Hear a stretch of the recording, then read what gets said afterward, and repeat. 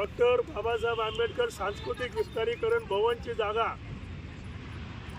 राज्याचे उपमुख्यमंत्री तथा महाराष्ट्र राज्य रस्ते विकास महामंडळाचे मंत्री एकनाथजी शिंदे साहेबांनी दिवाळी अधिवेशन या ठिकाणी समितीच्या पदाधिकाऱ्यांना बोलवून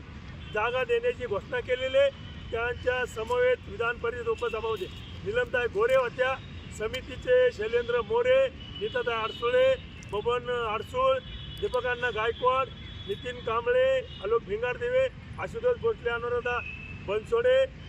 सिद्धार्थ ओवाळ, जीवन घोंगडे, आकाश वाघमारे, मंदाताई गायकवाड,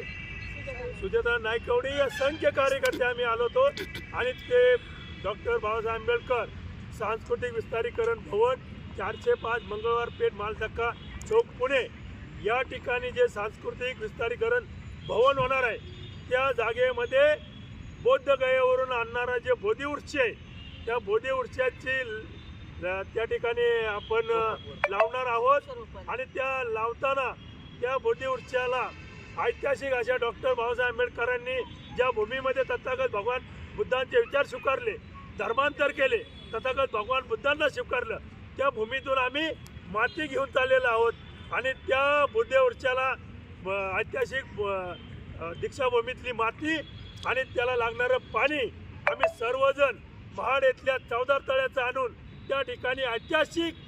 बोधिवृक्ष लावून येणाऱ्या नवीन पिढीला प्रेरणा देण्याचं काम करणार आहोत। यासाठी या ठिकाणी आम्ही सर्वजण माती घेऊन चाललेलो आहोत आणि ही माती येणाऱ्या काळात नवीन पिढीला प्रेरणा देणार आहे हे या ठिकाणी सांगतो। जय भीम, जय बुद्ध, जय भारत।